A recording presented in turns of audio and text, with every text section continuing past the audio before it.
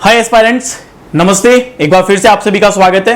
And my dear student, आज की session के अंदर मैं आपके साथ शेयर करने वाला हूं कि how to attempt RRB PO prelims. Yes my dear student, अगर मैं आपकी जगह होता तो मेरी क्या स्ट्रेटेजी होती, आज मैं आपके साथ वो शेयर कर रहा हूं। तो बड़े ध्यान से इस वीडियो को सुनिएगा। मैंने दोनों सेक्शन के ऊपर पूरा क्राइटेरिया बनाया हुआ है और अगर मैं आपकी तरह स्टडी कर रहा होता तो मैं भी उसी तरीके से फॉलो कर रहा होता कि कैसे मुझे किस तरीके से एक ऐसा मैथडोलॉजी डेवलप करना है ताकि मैं आरआरबी पीओ के पेपर को क्रैक कर पाता।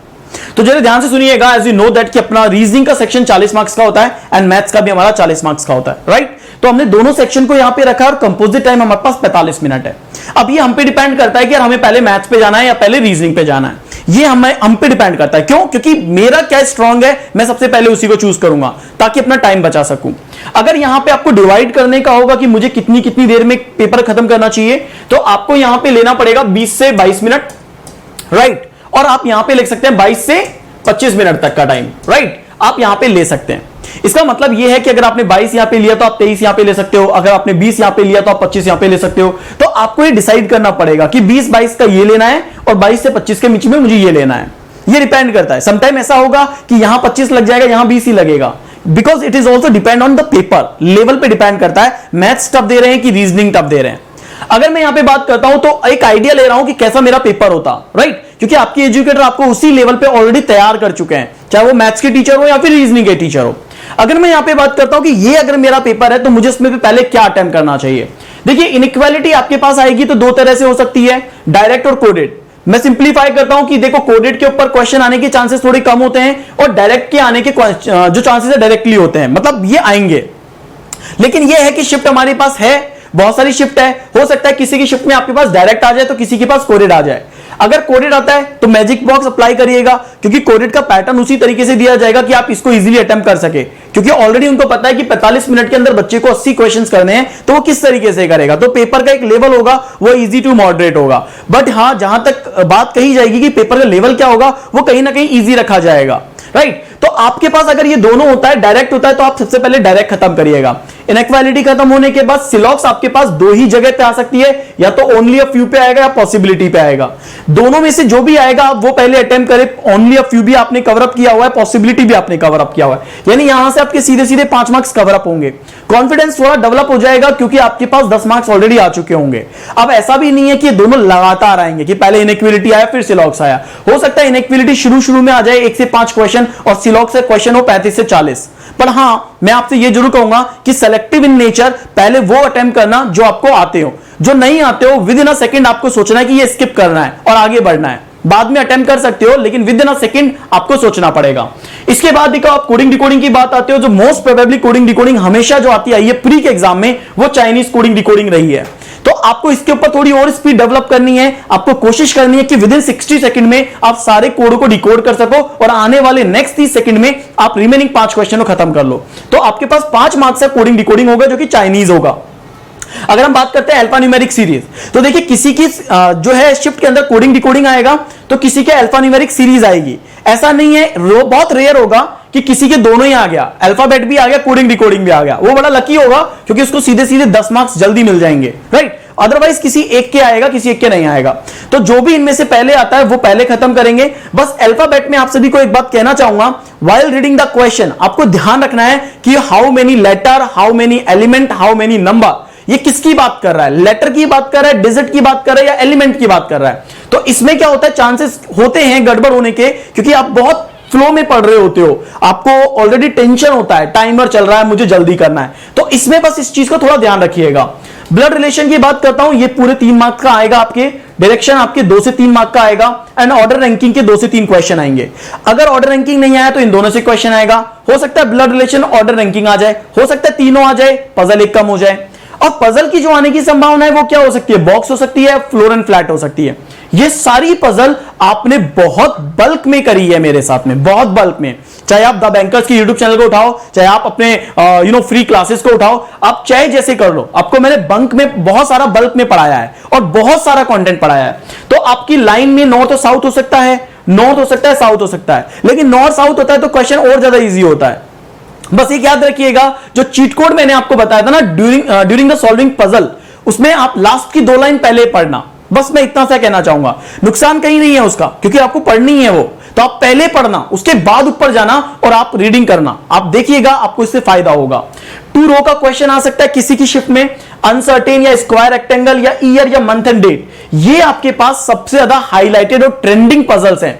ये पजल आपके एग्जाम में आपको देखने को मिल सकती है, तो इसके ऊपर आप जरूर फोकस करिएगा। इसको आप और ज्यादा जितना प्रैक्टिस कर सकते हो वो प्रैक्टिस कर लीजिएगा। अब हम आते हैं मैथ्स के सेक्शन में। देखिए मैथ्स के सेक्शन में ऑलरेडी आपको आशीष अग्रवाल सर ने काफी कुछ पढ़ाया है यार, मुझे नहीं लगता है कि उन्होंने जितना पढ़ाया उसके बाद कुछ बचा हुआ रहता है। फिर भी आपके पास मेरी एक ड्यूटी होती है कि ऑलरेडी मैं भी प्रिपेयर कर चुका हूं, मैं भी ट्रेंड को देखता हूं, तो I am just sharing my thoughts कि आपको क्या करना चाहिए मैथ्स में, किसको अटेंड करना है। सो देखिए अगर हम बात करते हैं, सपोज करो ये हमारा पेपर है, सिंप्लीफिकेशन एंड अप्रोक्सीमेशन, 5 से 10 क्वेश्चन होते हैं, लेकिन हम इसके ऊपर डिपेंड नहीं रख सकते, इट्स अ रिस्की फैक्टर। किसी की शिफ्ट में सिंप्लीफिकेशन अप्रोक्सीमेशन के 10 क्वेश्चन आ गए, किसी के आए ही नहीं, ऐसा भी होता है। तो आप ये थोड़ा ध्यान रखिए कि सिंप्लीफिकेशन के जितने भी कॉन्सेप्ट आप कर रहे हो उसको किस तरीके से डायरेक्टली आप अप्रोक्स लेकर के या डायरेक्टली कैसे कर रहे हो, आपका कैलकुलेशन स्पीड कितना अच्छा है, आप कैसे उसको डिवाइड कर रहे हो या मल्टीप्लाई कर रहे हो, ये आपका पूरा कैलकुलेशन स्पीड पे डिपेंड करता है, ये ध्यान रखिएगा। नंबर सीरीज में 2 तरह की नंबर सीरीज होगी, दोनों तरह की आएगी, किसी के रॉन्ग आएगी, किसी के मिसिंग आएगी। पर सिंप्लीफिकेशन के बाद जो दूसरी चीज अटेम्प्ट करनी है वो आपको नंबर सीरीज करनी है। और ध्यान रखिएगा बेसिकली जो लास्ट ईयर का पैटर्न है, मैंने देखा है कि स्क्वायर में -1 या क्यूब हो रहे थे, या multiply by 2 + 1, multiply by 2 + 2, multiply by 3 + 3, ये लॉजिक चल रहा था नंबर सीरीज का। तो ये बहुत इजी होता है, लेकिन कई सारे बच्चों की क्या होते हैं ना, वो शुरू से ही नंबर सीरीज टफ सॉल्व कर रहे होते हैं, तो उनको ऐसा लगता है टफ ही पेपर में आएगा, तो फिर वो इजी वाला लॉजिक ही नहीं ढूंढ रहे होते, तो टफ ढूंढ रहे होते हैं। तो कोशिश करिएगा कि आपको तो मिक्सअप करना है, बिकॉज यू आर अपीयरिंग, आपको अपीयर करना है, आपको हर तरह का सॉल्व करके जाना है, इजी हो या मॉडरेट हो या टफ हो, ताकि आपको पता हो कि भैया ऐसा आएगा तो ऐसे सॉल्व करना है। इक्वेशंस में आपके पास 2 तरह के क्वेश्चंस होंगे, या तो क्वाड्रेटिक होगा या QN/QT होगा, राइट। क्वाड्रेटिक होगा तो लीनियर तो होगा नहीं, आपके पास क्वाड्रेटिक इक्वेशन आ जाएगी, और ये QN/QT, ये आपको डिसाइड करना है किसमें आपकी अच्छी अप्रोच है, किसको आप जल्दी कवर अप कर सकते हो, किसको आप जल्दी सॉल्व कर सकते हो। लेकिन अगर मैथ्स के सेक्शन को करना है तो आपको डीआई में ये 3 तरह की डीआई मिलेगी, या तो बार ग्राफ मिलेगा, या पाई चार्ट मिलेगा, टेबुलर मिलेगा, क्योंकि लास्ट ईयर सबसे ज्यादा ट्रेंड में यही रहा है। हर प्री के एग्जाम में 2020 के अंदर यही सबसे ज्यादा ट्रेंडिंग में रहा है, तो थोड़ा कोशिश करना इस तरह के पैटर्न को ज्यादा से ज्यादा सॉल्व करना।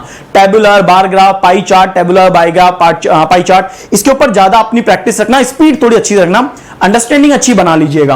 और देन अर्थमेटिक का सेक्शन आता है, जिसमें आपको पता है हर चैप्टर से वो एक एक क्वेश्चन देते हैं, चाहे वो मेंसुरेशन का एक क्वेश्चन दे दे, प्रोबेबिलिटी का एक क्वेश्चन दे दे, चाहे फिर वो टाइम स्पीड डिस्टेंस का दे दे, पार्टनरशिप का दे दे, एवरेज का दे दे, एजेस का दे दे, तो वो कहीं ना कहीं 15 क्वेश्चन आपको अर्थमेटिक से देगा ही देगा।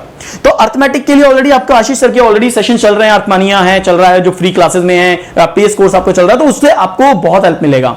सो फ्रेंड्स, ये 2 सेक्शन ऐसे हैं जहां पे आप अपनी स्ट्रांगनेस के हिसाब से काम करिएगा। मैं ये जरूर कहता हूं, देखो हर एक कोई ये कहेगा कि मैथ्स मैं पहले अटेंड करूंगा, कोई कह रहा है मैं रीजनिंग पहले अटेंड करूंगा। आपको अपने हिसाब से देखिएगा किसमें आप बेस्ट हैं, किसमें आपका फ्लो अच्छा आता है, किसमें आप जल्दी कॉन्फिडेंस बूस्ट कर सकते हैं। क्योंकि अगर इस 45 मिनट में 80 क्वेश्चन करने हैं, अगर आपने रीजनिंग पहले अटेंड किया और आपने सपोज करो 35 क्वेश्चन अटेंड कर लिए 20 मिनट में, आपका कॉन्फिडेंस ऑलरेडी हाई होगा, क्योंकि आपने 35 क्वेश्चन एक अच्छा नंबर अचीव कर लिया है। तो फिर आप अपने आप को शिफ्ट कर सकते हो मैथ्स पे। अगर आपको लगता है कि मैंने 40 ही कर लिए हैं, तो आपका यहां ऑलरेडी कॉन्फिडेंस अच्छा होगा, आपका दिमाग आपको ज्यादा सपोर्ट करेगा। क्योंकि क्या होता है, कोई भी एक ऐसा सेक्शन, अगर मान लो आपका वीक सेक्शन है, आपने सोचा कि यार पहले मैं वीक कर लेता हूं, स्ट्रांग वाले में तो मैं जल्दी कर लूंगा क्योंकि मेरे पास स्ट्रांग है वो मेरा। पर अगर मान लीजिए वो वीक वाले को आपने पहले अटेंड कर लिया और वीक से आपका कॉन्फिडेंस और वीक हो गया, तो आपका जो स्ट्रांग है ना वो भी आपको वीक फील करवाएगा वहां पे। क्योंकि अल्टीमेटली ना जो टाइम का विंडो चल रहा होता है ना दोस्तों 45 मिनट का, वो हमसे गड़बड़ी करवा देता है, वो हमसे जल्दीबाजी में एक एरर करवा देगा। और एक एरर अगर डीआई में हो गया, सोचो 5 मार्क्स गए। एक एरर अगर पजल में हो गया वाइल सॉल्विंग, सोचो 5 मार्क्स गए। सो बस ये ध्यान रखिएगा, अगर मैं होता और मेरे पास ये पैटर्न होता तो मैं इस तरीके से इस ऑर्डर पे क्वेश्चन को सॉल्व कर रहा होता कि पहले मैं ये कर रहा होता, सबसे लास्ट में पजल कर रहा होता, फिर सबसे पहले मैं ये चीजें कर रहा होता, सबसे बाद में मैं डीआई या अर्थमेटिक को उठा रहा होता, ताकि मैं अपने कॉन्फिडेंस को पहले थोड़ा बढ़ा लूं और फिर मेरा एक बार पेस बन गया पेपर में। आप सभी जानते हैं कि पेस बनने के बाद कितनी अच्छी एनर्जी आती है, तो उससे आपको बहुत फायदा होगा। सो फ्रेंड्स, ये पूरा तरीका है कि कैसे और किस तरीके से आपको पेपर अटेंड करना है। I wish you best of luck, बहुत अच्छे से पेपर लगाइएगा। और अगर आपको लगता है कि अभी कोई भी आपका वीक सेक्शन है तो एक दो बार और उस पर प्रैक्टिस करने की कोशिश करो, और उसके एटलीस्ट ट्रेंडिंग क्वेश्चन अपने टीचर से मिलो, बात करो, और जो ट्रेंडिंग पैटर्न होता है वो जरूर करके जाओ, क्योंकि वो या उसकी सिमिलर पैटर्न आने की चांसेस सबसे ज्यादा होते हैं। ठीक है, आई होप सो ये स्ट्रेटजी काम करेगी आप सभी के लिए। तो बेस्ट ऑफ लक। एक बार फिर से वीडियो अच्छा लगे तो लाइक करिएगा एंड शेयर जरूर करिएगा। Thank you.